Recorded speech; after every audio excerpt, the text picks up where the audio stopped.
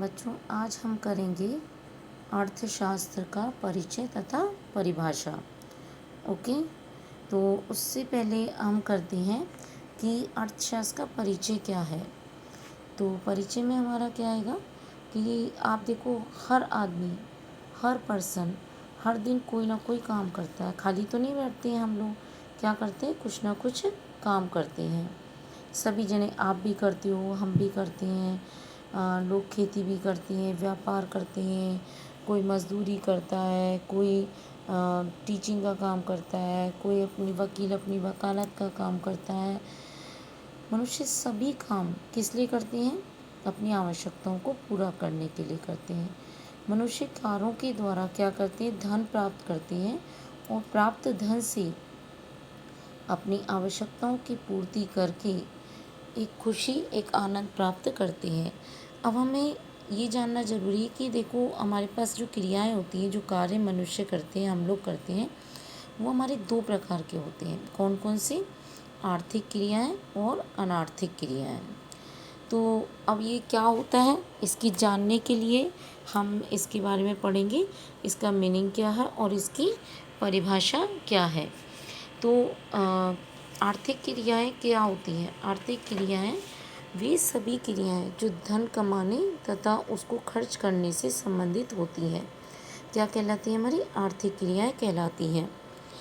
अब इसका हम उदाहरण अगर देखें तो धन कमाने के लिए किसान खेत में हल चलाता है, मजदूर कारखाने में उत्पादन करता है, बढ़ई फर्नीचर तैयार करता है, दर्जी कपड़े सिलता है, वकील मुकदमे की पैरवी करता है, डॉक्टर मरीज को देखता है।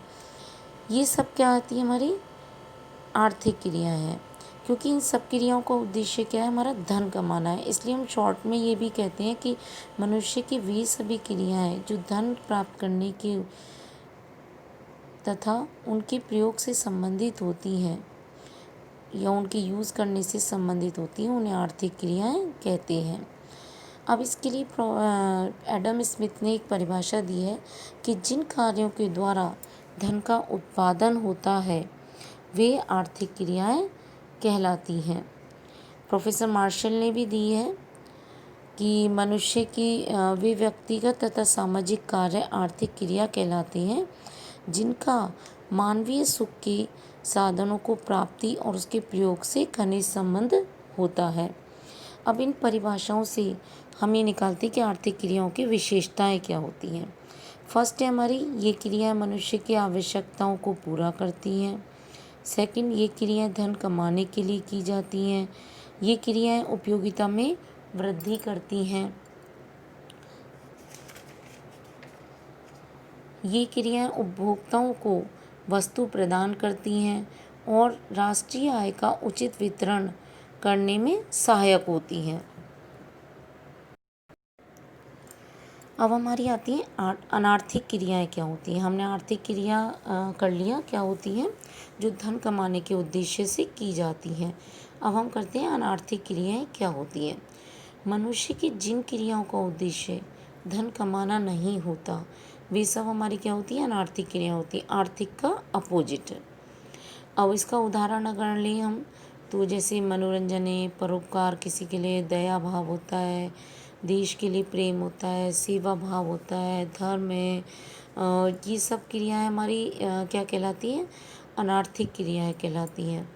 इसमें जैसे आप मनोरंजन में आप टीवी देखते हो या आप म्यूज़िक सुनते हो, ये पिक्चरें देखते हो, घूमते हो, व्यायाम करते हो, ईश्वर की पूजा करते हो या मम्मी आपके लिए घर में खाना बनाती हैं, ये सब हमारी क्या कहलाती है? अनार्थिक क्रियाएं। क्योंकि ये सब काम पैसे के लिए नहीं किए जाते, धन कमाने के लिए नहीं किए जाते।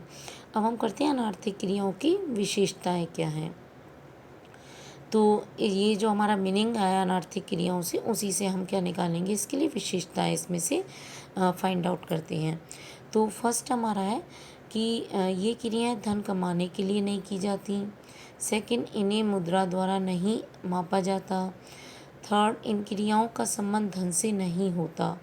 फोर्थ, इन्हें पूरा करने का उद्देश्य आर्थिक नहीं होता है। इनमें वैधानिकता नहीं होती है। तो ये आपको क्लियर हो गया होगा आर्थिक क्रियाएं और अनार्थिक क्रियाएं कौन कौन सी होती हैं। अब हम करेंगे आर्थिक और अनार्थिक क्रियाओं में डिफरेंस क्या है, अंतर क्या है। तो हमारा इसमें अगर हम करते हैं तो आर्थिक और अनार्थिक क्रियाओं में अंतर स्टार्ट करते हैं। हमारा फर्स्ट हमारा होता है बेस, हमारा उद्देश्य। तो आर्थिक क्रियाओं का उद्देश्य क्या होता है, धन कमाना होता है, जबकि अनार्थिक क्रियाओं का उद्देश्य धन कमाना नहीं होता। सेकंड, धन से संबंध। आर्थिक क्रियाओं का धन से प्रत्यक्ष संबंध होता है, जबकि अनार्थिक क्रियाओं का संबंध धन से नहीं होता।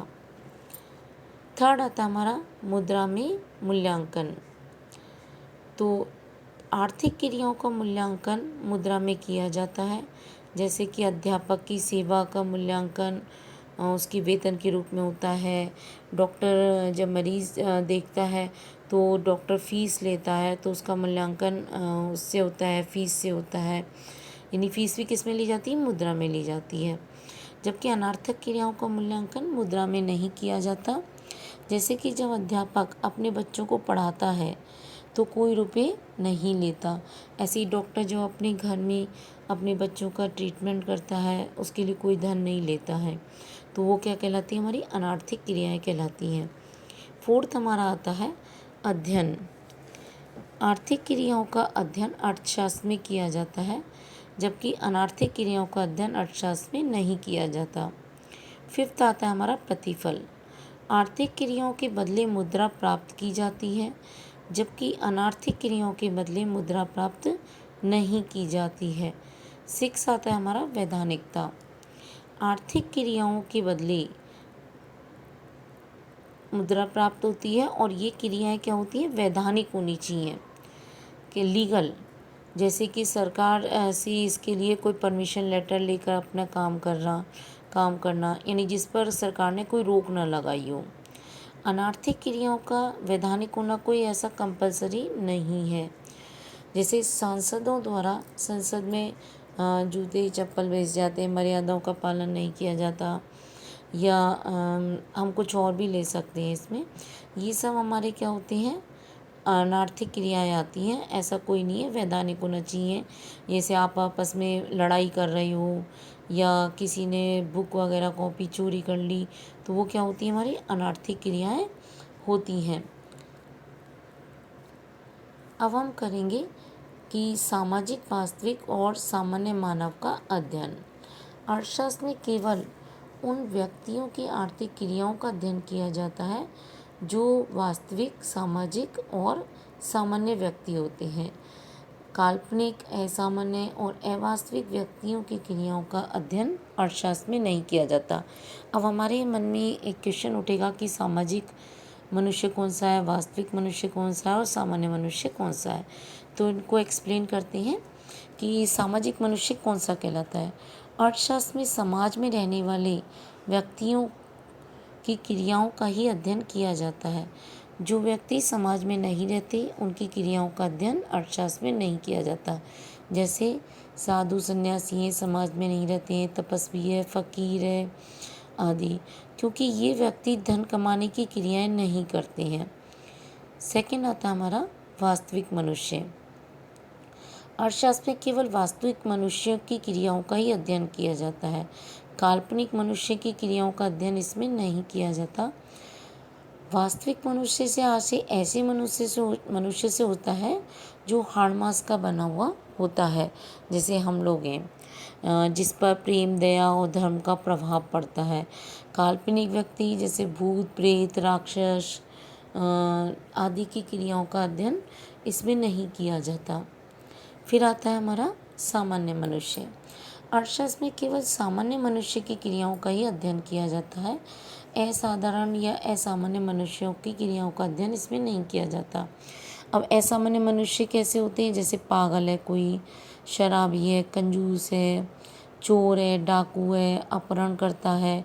ये समाज के सदस्य तो होते हैं, लेकिन सामान्य मनुष्य इसलिए नहीं कहलाते क्योंकि इनकी क्रियाएं असामान्य होती हैं, इसलिए इनकी क्रियाओं का अर्थशास्त्र में कोई अध्ययन नहीं किया जाता। अब हम बात करते हैं कि अर्थशास्त्र का जन्म। अब हम बात करेंगे अर्थशास्त्र का जन्म। तो इसका जन्म कोई बहुत पुराना नहीं है।